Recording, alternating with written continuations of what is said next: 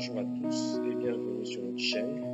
Aujourd'hui, nous aimerions parler de la sagesse. La sagesse, qu'est-ce que la sagesse d'abord? La sagesse, c'est un don spirituel, un des dons spirituels, et c'est également une vertu spirituelle. Et au travers de cette vertu spirituelle, justement, les rois règnent. Et cette vertu nous permet de discerner, de savoir ce qui est bon de ce qui est mauvais. Et c'est cette vertu qui nous permet de connaître les temps dans lesquels nous vivons et qu'est-ce qu'il faut faire. La sagesse, moi je pense, en lisant la Bible, je pense et je comprends que la sagesse, c'est l'arme finale de l'Église. Pourquoi je dis ça? Parce que, ok, l'Église a besoin de prophètes, l'Église a besoin d'apôtres, l'Église a besoin d'évangélistes, l'Église a besoin de toutes ces choses réunies, tous ces ministères réunis. Mais, je crois, comme nous le verrons dans cette série portant sur la sagesse, je crois que la sagesse est l'arme finale de l'Église. Par la sagesse, l'Église va comprendre que nous sommes dans les temps qui ont besoin d'une autre forme d'engagement.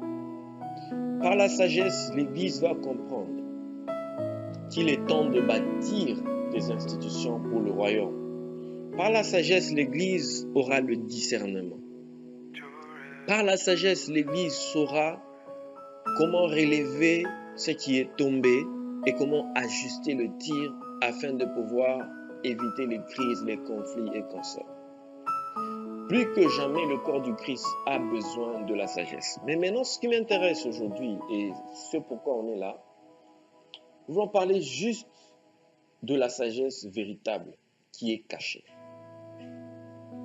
Et pour cela, nous lisons dans 1 Corinthiens chapitre 2, la Bible dit, cependant, 1 Corinthiens chapitre 2 verset 6, cependant, c'est une sagesse que nous prêchons parmi les parfaits. Sagesse qui n'est pas de ce siècle, ni des chefs de ce siècle qui vont être anéantis. Nous prêchons la sagesse de Dieu, mystérieuse et cachée. Mystérieuse et cachée.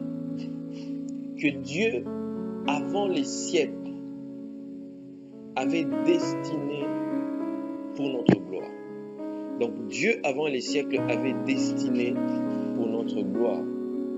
Sagesse qu'aucun des chefs de ce siècle n'a connue, car s'ils l'eussent connue, ils n'auraient pas crucifié le Seigneur de gloire. Ici, l'apôtre Paul ne parle pas seulement Seigneur Jésus, il dit Seigneur de gloire. On va savoir pourquoi. Mais comme il est écrit, ce sont des choses que l'œil n'a point vues, l'oreille n'a point entendues, qui ne sont point montées au cœur de l'homme, des choses que Dieu a préparées pour ceux qui l'aiment. Je vais m'arrêter là-bas et pour ressortir quelques traits. Premièrement, l'apôtre Paul dans ce passage nous dit que nous prêchons la sagesse de Dieu qui est mystérieuse et cachée. Pourquoi mystérieuse? Parce que la sagesse de Dieu, elle est mystérieuse. Ça veut dire qu'elle est vraiment remplie de mystère. Si vous pensez avoir déjà compris la sagesse de Dieu, je vous prie de vous arrêter parce que c'est énorme. La sagesse divine est remplie de mystères que nous ne saurons jamais totalement comprendre et élucider. La sagesse de Dieu, non seulement elle est mystérieuse, mais elle est cachée. Pourquoi est-elle cachée? Parce que quelque chose qui est caché, ça veut dire d'abord c'est quelque chose qui est mystérieux et qu'on cache. On cache parce qu'on ne veut pas que ce soit à la portée de tous. C'est pourquoi la Bible dit dans ce passage que les rois de ce monde, de ce siècle, n'ont pas connu cette sagesse. Ils n'ont pas connu ça. Ils ne la connaissent pas. Ce qu'ils ont, c'est la sagesse du monde. Mais ils n'ont pas la sagesse de Dieu. Parce que la sagesse de Dieu, elle est cachée. Dieu l'a cachée. Elle est mystérieuse. Mais Dieu ne l'a pas caché pour l'éternité, parce que Dieu a caché la sagesse depuis la fondation du monde, afin qu'elle soit révélée par l'Église, parce que Dieu l'a caché pour notre gloire, selon ce passage. Dieu l'a caché pour la gloire de l'Église. Ça veut dire, l'Église possède la sagesse cachée de Dieu. Ou je peux dire autrement, c'est à travers de l'Église que la sagesse cachée de Dieu va se révéler. Et au moment où je parle, elle n'est pas totalement ou intégralement révélée, parce qu'elle va se révéler au travers de l'Église. Et si nous lisons dans Éphésiens chapitre 3 verset 9, la Bible dit « Et de mettre en lumière quelle est la dispensation du mystère caché de tout temps en Dieu qui a créé toutes choses. » 10. Afin que les dominations, les autorités dans les lieux célestes connaissent aujourd'hui par l'Église la sagesse infiniment variée de Dieu, selon le dessein éternel qu'il a mis à exécution par le Seigneur Jésus. Waouh! Ça veut dire que Dieu a caché cette sagesse afin qu'aujourd'hui, les dominations, les autorités dans les lieux célestes connaissent aujourd'hui par l'Église. Pourquoi la Bible dit les autorités, les principautés et consorts? Parce que le monde, la civilisation dans laquelle nous sommes, le monde actuellement, est basé sur 7 piliers. Il y a des piliers sur lesquels toute civilisation est bâtie. Et notre monde est bâti sur ça. Les piliers, les 7 piliers, ce sont 7 domaines d'influence. Où il y a la famille, l'éducation, le gouvernement, la spiritualité ou la religion. Vous avez les médias. Vous avez l'économie, c'est-à-dire le business. Et puis vous avez, en dehors du business, vous avez également d'autres domaines tels que la communication. On met tout ça dans les médias. Si vous comptez, au fait, c'est 7. Ça fait 7 domaines d'influence. Et toute civilisation s'appuie sur ça. Et les dominations qui règnent aujourd'hui notre monde, qui règnent aujourd'hui dans notre monde, sont bâties sur... Ils dominent en fait. Ils règnent dans les 7 domaines. Ils commencent par la famille. Ils règnent dans la famille. Une fois qu'ils ont gagné la famille, les principautés, les dominations, ils entrent dans le domaine de l'éducation. Ils gagnent le domaine de l'éducation. Une fois qu'ils ont gagné le domaine de l'éducation, ça veut dire que la famille est mal partie parce que les dominations règnent. Et l'éducation, nos systèmes éducatifs, tout ça, c'est aussi influencé par ces dominations et les principautés qui règnent dans ce monde. Et ainsi de suite. Quand l'éducation, l'enfant grandit ou la personne grandit, devient à mesure de faire une carrière ou de faire un business, il se rend compte que les médias, le business, ça veut dire l'économie est déjà pénétrée et dominée par ces principautés. Jusqu'à ce que, au plus haut niveau, ce qui couronne le tout, c'est le système religieux et spirituel dans ce monde. Et tout cela est empoisonné par les principautés. Mais Dieu dit que la sagesse qu'il a réservée dès les fondements, c'est-à-dire les siècles premiers, va se manifester au travers de l'Église. Et les principautés et les dominations, c'est ça qu'on dit ici.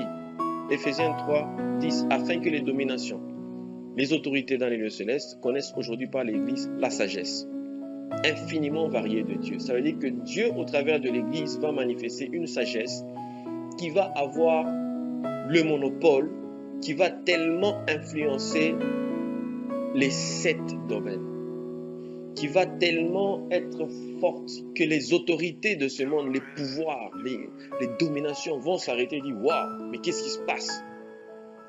Et ils vont découvrir que Dieu avait une armée. Dieu avait un élément caché. C'est l'arme fatale de Dieu. Et cette arme se trouve dans l'Église.